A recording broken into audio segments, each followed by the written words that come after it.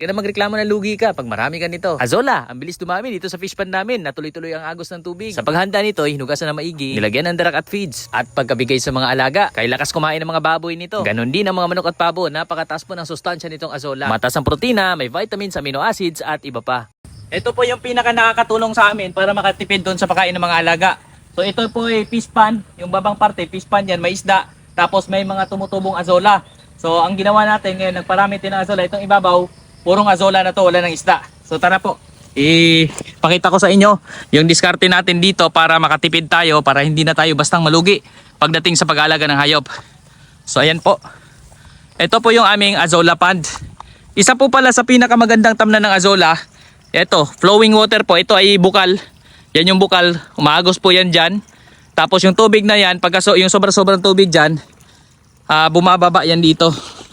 Dito sa ating Azola pond na ito. No, so ayan, napaka-fresh ng water dito. Malamig yung tubig lagi. Tapos kahit mainit dito, yung tubig laging presko dahil may bukal, may umaagos laging tubig. So yung makina naman, para yan packet na tubig doon naman sa kubo namin. Packet yan doon sa kubo, kaya gumamit tayo ng submersible pump na 110 watts, 1100 watts. So ito yung ating Azola pond. Tapos yung sa baba po, ito, ayan yung fish pond, may isda dyan. So dito unang dumami yung Azola. Diyan una nating naparami yung mga Azola. Tapos ginawa namin, si Papa gumawa rin dito ng fish pond. So sabi ko, gawin na lang natin Azola pond, huwag na natin lagyan ng isda. Kasi kung maubos man to ng isda, may tira pa tayo dito. At ngayon naman, mag-i-extend pa din ako. Yung baba, gagawin ko pa din yung Azola pond. Kasi dito na discover natin, kung dati ay hirap na hirap kami magparami ng Azola, kailangan pa natin maglagay ng mga dumi ng baka, ng kalabaw, para lang tumubo yung Azola. So ngayon po, ito wala nang ganon. Wala pong dumi ng baka, ng kalabaw. Ito'y palayan lang na nilatagan ng Azola. No, palayan o ginagawa natin fish pond. Dati palayan ito. Yung mga katabi nga po mga palayan. So ang ginawa natin, sinabuyan lang ni Papa ng ilang Azola. Nakita niya doon. Mga Azola dyan dati na pagka nung bumaha kasi may lumulutang din ng mga Azola. So nilagyan ni Papa to. Aba, dumami na todo. Ganito na po kadami oh. Pag kumuha nga kami nung isang araw lang, nanguha kami dito. Eto, binawasan namin. Pero ngayon oh, dumami na ulit. Puno na ulit yung pond. Ganon kabilis po dumami. Ito rin. Ito, bago na to dito banda. Kasi kinuhanan din namin to nung isang araw. Ngayon po, puno na naman. Ganon po kabilis dumami ang Azola. Tapos libre po. Yan ay kinakain ng mga baboy namin. Mga baboy na inahin. Inaluan na lang namin ng darak at feeds yan. No, ganon din ang mga manok, mga pabo ay kumakain po niyan. Malakas po sila kumain nitong Azola. At sa mga kambing namin, sinubukan ko.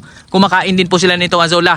At ang advantage po nitong Azola, meron siyang mataas na protina, meron siyang amino acids, may mga vitamins po yan. Sinearch ko po yan sa Google eh. Kahit kayo i-search nyo po sa Google, makikita ninyo yung mga nutrients, mga benefits na meron itong Azola. Kaya pinaparami natin. Ito po. Ito po, may mga isda rin po dito. Ayan.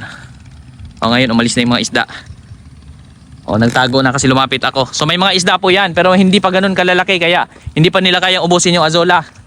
No, so, ayan po ang isa sa technique natin para makatipid at iwas lugi. Pagdating sa pagkain ng mga alaga, magtanim tayo ng Azola. Kapag ganito, lalo na pag ganitong flowing yung water, may tubig laging pumapasok, no? Itong tubig na to, ayan, pasok yan dito. Tapos pag ano naman yan, pag napuno na to, umaagos din po actually dito yan. Ayan po, naagos siya dyan. Tapos ito naman, yung sobrang tubig nito, aagos naman doon sa kabila, palabas naman doon pababa. Doon naman sa may kagkungan. So, ang plan ko naman yan, since maglalagay tayo ng Azola pond dito, ang next nyan, maglalagay naman ako dito ng agusan para dito naman tumawid yung tubig mula dun sa bukal. Tapos dito na yung mga Azola naman natin bago. Yan, diretso yan pag ganon. Magiging Azola pond natin yan. No, kasi plano natin, maglagay tayo dito ng itik. Maglalagay ako ng bahayan ng itik, either dyan or dito banda siguro. So maglagay tayo dyan ng bahayan ng itik kasi ngayon nag-incubate na tayo ng itik. No, so ito yung magiging main na pagkain nila. No, tapos dito po sa amin, ayan po. Pansin nyo po yan dyan, marami pong mga kuhol. Ayan, nilagyan ko nga rin dyan ng mga Azola din. Marami pong kuhol, kaya't napakaraming pagkain yung ating mga alagang itik dito. Doon din sa unahan. Doon sa may parang bakante yun yung madalas na binabaha. Pagka lipas ng baha, marami pong mga suso dyan na maliliit. Which is yan din ay pagkain ng mga itik. No? So, dito nga po may mga kuhol din. Oh. Ayan po. Ayan, may mga kuhol din po dito sa ilalim. So, ayan, hinahayaan ko yung kuhol dyan kasi nakakatulong sa ating pag-aalaga ng itik yan. Ito po. Ayan. Oh, may mga kuhol po dyan. So okay lang yan. Hinahayaan ko yung kuhol dito. O, kasi dagdag din niya ang pagkain sa mga plan natin kasi ang pinaka main na plan natin dito is pag-alaga ng baboy. Kaya ito pong ibabaw, na-discover natin na ganito pala kalakas magdami ang asola dito. Kaya ito magiging asola pan. Tapos yung baba, yung mga binabaha dyan, kangkungan naman natin yan. So pansin nyo, medyo parang namumula yung mga asola natin.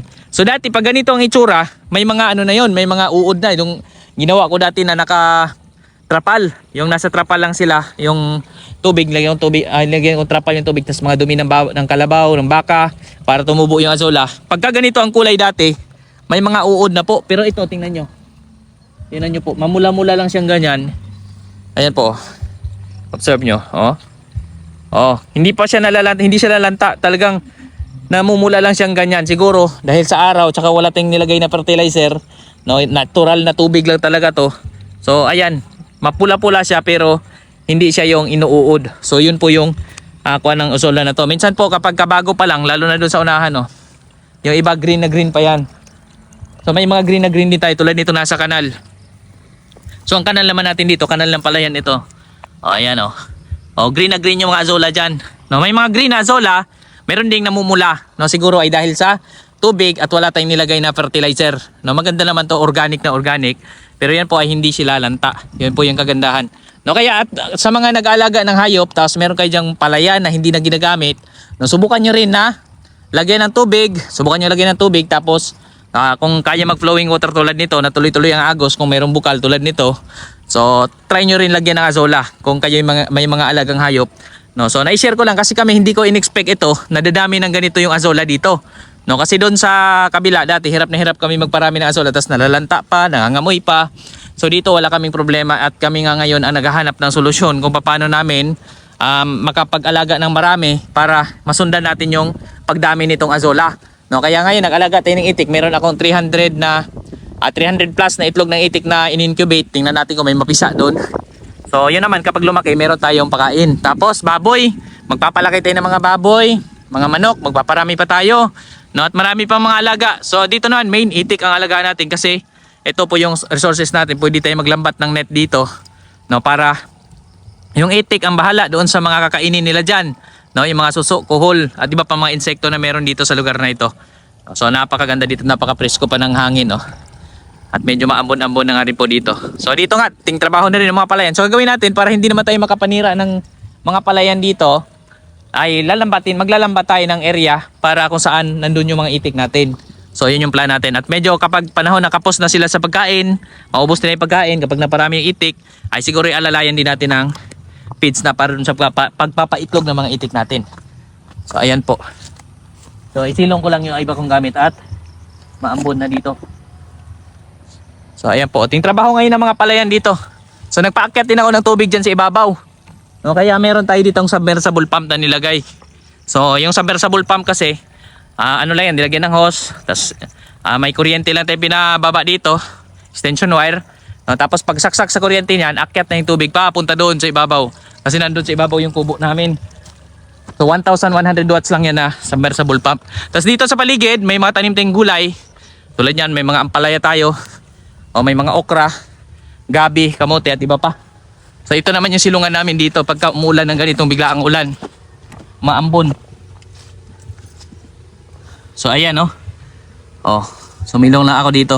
So napakarami ng azola. So yun po yung aking mai-share din. Doon sa merong space na ganito, mababa. Tapos halimbawa palayan yan, hindi nyo natatamnan, subukan nyo rin lagyan ng azola. May mga nagbebenta naman online ng azola. Tingin kayo sa mga app dyan. Sa Facebook may mga nagbebenta rin. At dyan sa mga online shop, mayroong mga nagbebenta ng azola. Try nyo lagyan, malay nyo dumami din kung meron kayo alagang hayop. Kung hindi naman nagamit yung area, pwede nyo mapakinabangan pa yan. Kasi tulad nito, walang fertilizer, di ko na po nilagyan yan ng mga dumi ng baka, kalabaw. At yung tubig nyan, ito ibabaw po, may kanal nga po yan. Kaya pag may ulan dito mula sa ibabaw, agos nyan, papunta dun sa kanal naman pakabilaan. So hindi siya didiretso dyan sa mismong pond natin. So ang pinaka source ng tubig, dyan talaga sa pinakabukal. Yung bukal ng tubig na yan, siguro ay maganda siguro yung tubig na yan. Siguro may maraming minerals din kaya ganun ka ganda itong azola. No. So ganyan lang po pala ang pagpaparami ng azola. Napakadali pong paramihin. eh dito kami na ang naghahanap ng solusyon kung paano namin masundan yung pagdami ng azola para hindi siya ma-stack na tulad no, no. Pulang-pula na dahil ngayon na-stack na dyan, hindi na natin nababawasan masyado. So soon naman, pag nandyan na yung mga itik natin, mga manok, at sa ngayon nangunguha kami dito na halos tiga-4 na sako per day para dun sa pakain ng baboy. Kung ano pa rin, sobra-sobra pa rin yung azola. So talagang ano pa, kulang pa yung alaga natin para dito sa mga azola natin. So ayan po, na-share ko lang. Sana po kung meron man kayong ganitong klaseng area, so po pwede nyo subukan doon sa paglalagay ng azola. Kapag yung existing area ninyo, hindi nyo naman tinamnan ng palay, wala namang ibang tinatanim, so subukan nyo po maglagay ng ganitong klaseng halaman. So may fish pan tayo, may azola, pero yung marami nagsabi, paglaki daw ng mga isda, uubusin daw nila yung azola kasi pagkain din po yan ng isda. Meron pong mataas sa protein yan, maganda rin po sa mga isda yan. So goods din po yun para sa mga isda. No, tapos, ayan, may area tayo na walang isda, itong ibabaw. So yan yung paparamihin natin at mag-extend tayo ng azola pan doon na hindi na natin lalagyan din ng mga isda para lalong dumami yung mga azola natin. At meron tayong kapakain sa mga alaga. Kung yung sa fish pan man, ubusin ng isda yan, so meron pa rin tira. No? So ayan po yung ating area ng azola. Dito sa ibabaw po, may mga gabi rin po kasi more on livestock tayo. So kailangan magtanim din tayo ng mga pakain ng alaga. At doon sa bandang unahan, doon sa bandang dulo, may mga kangkong na rin po tayong tinatanim dyan. At marami pa tayong itatanim dyan. Pupunuin kasi natin to ng pwede nating ikabigay na pagkain ng mga alaga since nasa livestock tayo.